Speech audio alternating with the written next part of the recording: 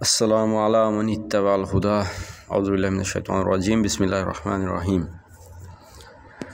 তো আজকে একটা অডিও সিরিজ শুরু করতে যাচ্ছি। আমার আজকে কাজ শেষ, আমার ফ্যাক্টরিতে আমার কাজ শেষ। তো আমি চিন্তা করলাম প্রতিদিন আমার কাজ শেষ হলে একটা ভিডিও তৈরি করব, শুরুতে বা শেষে। হ্যাঁ, কাজে আসার আগে অথবা পরে আমি একটা ভিডিও তৈরি করব প্রতিদিন। তো পর্ব 1-এর এই অডিও সিরিজে, মানে কি বলা যায়, অডিও বুক তো বলা যাবে না, অডিও সিরিজ। হ্যাঁ, অডিও সিরিজে স্বাগতম সবাইকে। তো বিজ্ঞান বনাম অপবিজ্ঞান, ঠিক আছে? বিজ্ঞান বনাম অপবিজ্ঞানের সাথে ধর্ম বনাম অপধর্মর আরও একটা প্লেলিস্ট আমি আনবো ইনশাল্লাহ। অডিও প্লেলিস্ট, মানে অডিও, কারণ অনেকের শোনার ইচ্ছা থাকে না। তো এমনভাবে আমি উপস্থাপন করব বিষয়গুলোকে, ভেঙে ভেঙে এমনভাবে উপস্থাপন করব যাতে ব্যাকগ্রাউন্ডে আমার অডিওটা যদি চলে তাহলেই যারা শ্রোতা আছেন তারা শুনতে পারবেন। তো আজকে প্রথম পর্বে আমি বিজ্ঞান কি, বিজ্ঞানের সংজ্ঞা নিয়ে আলোচনা করব। বিজ্ঞান এবং অপবিজ্ঞানের পার্থক্য নিয়ে পরের পর্বগুলোতে আসবো ইনশাল্লাহ। কিন্তু প্রথম যে আজকে ভিডিওতে আমরা আলোচনা করব যে বিজ্ঞান কি। হ্যাঁ, বিজ্ঞান কি, বিজ্ঞানের সংজ্ঞা কী, প্রকৃত সংজ্ঞা কী। তো বিজ্ঞানকে যেভাবে ডিফাইন করা হচ্ছে যে এই থিওরি, মানে ফ্যাক্ট এবং থিওরির মধ্যে পার্থক্য আছে, সেই পার্থক্যটা বিজ্ঞান এবং অপবিজ্ঞানের মধ্যেও রাখতে হবে, ঠিক আছে? বিজ্ঞান এবং অপবিজ্ঞানের পার্থক্য যারা বোঝে না তারাই অপবিজ্ঞান পূজা করে, তারাই ভুল পথে যায়। তো বিজ্ঞানের সংজ্ঞাটা আমি ইংরেজিতে প্রথমে বলি। বিজ্ঞান একটা লার্নিং প্রসেস, বিশেষ জ্ঞান। হ্যাঁ, বিজ্ঞান একটা মানে বিশেষ জ্ঞান, হ্যাঁ, অ্যাডভান্স লেভেলের বিশেষ জ্ঞান প্রোগ্রেসিভলি লার্ন করার যে মেথোডোলজিস, সেটা যখন এগুলো যখন এক্সপেরিমেন্ট বেসড হবে, ফ্যাক্ট বেসড এবং এক্সপেরিমেন্ট বেসড হবে, তখন সেটাকে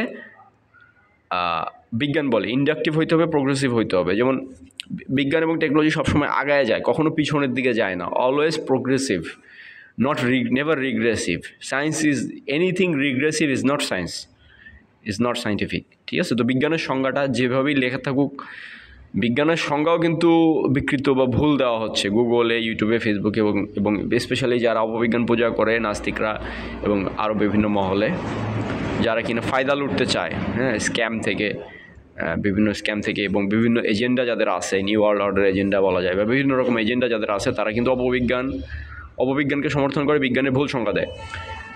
তো বিজ্ঞান হচ্ছে, তারা যেটা বলে যে ইনফারেন্স বেসড, মানে থিওরি থেকে বিজ্ঞান শুরু হয় না।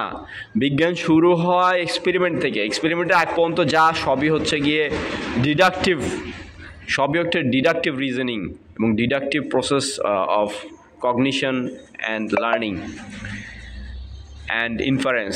হ্যাঁ, ডিডাকটিভ প্রসেসে গেলে ওখানেও লজিক্যাল ফ্যালাসিস হয়, কিন্তু ইন্ডাকটিভ প্রসেসে লজিক্যাল ফ্যালাসিস হওয়া সম্ভব না, কারণ এইটা ইন্ডাকটিভ। যেমন 2 × 2 = 4 হয়, induction.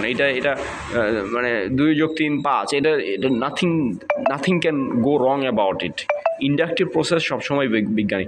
Inductive fact based processes যেগুলো ইউনিভার্সাল, হ্যাঁ, তবে এখানে কিছু কথা আছে, ইউনিভার্সাল থিওরিজগুলোর উপর ভিত্তি করেও এক্সপেরিমেন্টেশন করা যায়, সেগুলোকে বিজ্ঞান বলে। তো বিজ্ঞানের যে লেভেলটা, গ্রাউন্ড, যেগুলো এস্টাবলিশ সায়েন্স, সেগুলো ইন্ডাকটিভ হবে। আর যেগুলো এক্সপেরিমেন্টাল সায়েন্স, সেগুলো বিভিন্ন অ্যাক্সিওম ব্যবহার করতে পারে, ইউনিভার্সাল থিওরিজ ব্যবহার করতে পারে, বাট এক্সপেরিমেন্টেশন যেই পয়েন্ট থেকে শুরু হবে সেখান থেকে বিজ্ঞানের যাত্রা শুরু। একটা জিনিস যদি এস্টাবলিশ সায়েন্স না হয় সেটাকে বৈজ্ঞানিক বলা যায়। কোনো কিছুকে সায়েন্টিফিক বলতে হলে সেখানে এক্সপেরিমেন্টেশন থাকতে হবে, ফ্যাক্ট বেস থাকতে হবে, থিওরি বেস থাকলে হবে না। এস্টাবলিশ থিওরিজ মানে এস্টাবলিশ থিওরিজ তো ফ্যাক্টই হয়ে যায়, তাই না? তো বিজ্ঞানের সংজ্ঞাটা আমি মানে কি বলবো, পর্ব 2তে আরও বিস্তারিত বলার চেষ্টা করব। বিজ্ঞানের মূল সংজ্ঞাটা হচ্ছে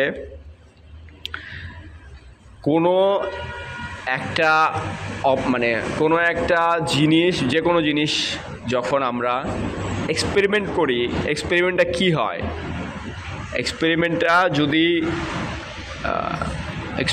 যদি হ্যাঁ ফলসিফায়েবল হয়, রিপিটেবল হয়, অবজারভেবল হয়। এমন একটা এক্সপেরিমেন্ট করলাম যেটা রেজাল্টগুলো অবজারভেবল না, মেজারেবল না, এক্সপেরিমেন্টটা রিপিটেবল না, রিপ্রোডিউসেবল না, তখন সেটাকে সায়েন্টিফিক এক্সপেরিমেন্ট বলে না। থট এক্সপেরিমেন্ট অনেকে করতে পারে, বাট বিজ্ঞান মানে এমন বিশেষ জ্ঞান, বিজ্ঞান মানে বিশেষ জ্ঞান, মানে ওহির মাধ্যমে পাওয়া জ্ঞানও কিন্তু বিশেষ জ্ঞান, বাট যে সেটাকে বৈজ্ঞানিক এস্টাবলিশ সায়েন্স বলা যায় না। সেটা মানে সেটা ধর্মীয় বিশ্বাস হইতে পারে, কিন্তু সেটা এস্টাবলিশ সায়েন্স না। ঠিক আছে, এস্টাবলিশ সায়েন্স বা রিয়েল সায়েন্স, প্রকৃত সায়েন্স যেটা, সেটা শুরু হয় এক্সপেরিমেন্টেশন থেকে, সেটা শুরু হয় ইন্ডাকটিভ প্রসেস, ইন্ডাকটিভ রিজনিং থেকে, ডিডাকটিভ রিজনিং না। ডিডাকটিভ রিজনিং কখন শুরু হয়? যখন ডিডাকটিভ রিজনিং আমরা তখন করি যখন আমরা একটা থিওরি বা হাইপোথিসিসকে ইউজ করতেছি। আমরা যখন আমাদের অবজারভেশন ইউজ করব, real life observation, ground level facts and observations use করব, সেটা ইন্ডাকটিভ প্রসেস। তারা যেটা দাবি করতেছে অপবিজ্ঞান পূজারীরা, যে তারা যেটা দাবি করতেছে যে observation and inference and guess ওয়ার্কগুলোকে বেস করে তারা সেটাকে, যেমন ইভলিউশনকে, ম্যাক্রো ইভলিউশনকে যারা সায়েন্টিফিক দাবি করতেছে, তারা বলতেছে এটার সাথে ফ্যাক্টের কোনো না, এক্সপেরিমেন্টেশন সম্ভব না। ইউনিভার্সাল স্কেলে, বড় ম্যাক্রো স্কেল আমরা কীভাবে এক্সপেরিমেন্ট করবো, কীভাবে এক্সপেরিমেন্টের রেজাল্ট দেখবো, মেজারেবল না। সেটা জাস্ট গেস ওয়ার্ক, থিওরি মানে থিওরি এবং ওয়ার্স। কেউ বলে মাল্টিভার্স, কেউ বলে সাইক্লিক ইউনিভার্স, কেউ বলে সিঙ্গুলারিটি থেকে বিগ ব্যাং, বিভিন্ন ধারা চলে আসছে। তারপরে হ্যাঁ, ম্যাক্রো ইভলিউশনের যে বিষয়গুলো, ফসিল রেকর্ডগুলোকে ফেক করা হয়েছে, চায়নাতে ম্যানুফ্যাকচার করা হয়েছে, এই ধরনের জিনিস, নিউজগুলো, এগুলো এখন মানুষ জানে। এই ধরনের ফেকারিজ, মানে কোনো ট্রিক্স, কোনো ফেকারিজ, জাদু বলা হয় এটাকে, যারা জাদু দেখায় তারা ট্রিক্স করে, এটা সায়েন্স, তারা তো ট্রিক্স করে। That is not science, that is not acceptable academically and experimentally, scientifically. ঠিক আছে, তো রিয়েল সায়েন্স মানে কি? রিয়েল সায়েন্স হইতে হবে প্রোগ্রেসিভ, হ্যাঁ, এক্সপেরিমেন্ট বেস হইতে হবে, প্রোগ্রেসিভ হইতে হবে, ইন্ডাকটিভ প্রসেস লাগবে। ঠিক আছে, যদি থিওরিজও তুমি ব্যবহার করো, সেটার পজিটিভ ডিরেকশন, নেগেটিভ না, রিগ্রেসিভ না, ইন্ডাকটিভ প্রসেস হইতে হবে। থিওরি, একটা থিওরির উপর বেস করে আরেকটা থিওরি, হ্যাঁ, সেই গ্রাউন্ড লেভেল থিওরিটার সাথে ফ্যাক্টের কানেকশন থাকতে হবে।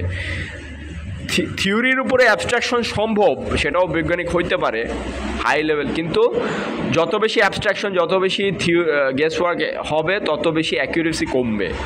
ঠিক আছে, তত বেশি দ্বিমত হবে, মতভেদ হবে। তো যেখানে মতভেদ আছে সেখানে সায়েন্স না, সেটা এস্টাবলিশ না। এস্টাবলিশ সায়েন্স নিয়ে কোনো মতভেদ সম্ভব না। যেমন কেমিস্ট্রির যে রিয়াকশনগুলো, এগুলো নিয়ে কেউ বিতর্ক করে না। যে রিয়াকশন খাতায় লেখা হয় ওটাই ল্যাবেই হয়, তাই না? তো কেউ প্রমাণ করতে পারে না ভ্যাকুয়ামের মধ্যে দিয়ে সাউন্ড বা ওয়েভ ট্রাভেল করে, হ্যাঁ, বা প্রপালশন সম্ভব। এই যে স্পেস রকেট সায়েন্স বলতে, রকেট পাঠাচ্ছে ফেরত আসতেছে, অ্যাবসেন্স অফ ম্যাটারের প্রপালশন কাজ করে না। এই ধরনের আরও অনেক কিছু নিয়ে আমি বলবো, সমস্যা নেই, নিয়ে আসবো ইনশাল্লাহ। তো আজকে আমরা মোটামুটি শিখলাম যে বিজ্ঞানের, যে আমি যেটা বললাম এর বাইরে কোনো বিজ্ঞানের সংজ্ঞা হইতেই পারবে না। আমি চ্যালেঞ্জ দিলাম। পর্ব 2-তে আরও বিস্তারিত আমি আসবো। পর্ব 2-তে বাকি অল্টারনেটিভ যে থিওরিজগুলো পুশ করা হয়, সেগুলোকে আরও ভালোভাবে ফলসিফাই করবো আমি ইনশাল্লাহ। তো টিল দেন, টেক কেয়ার।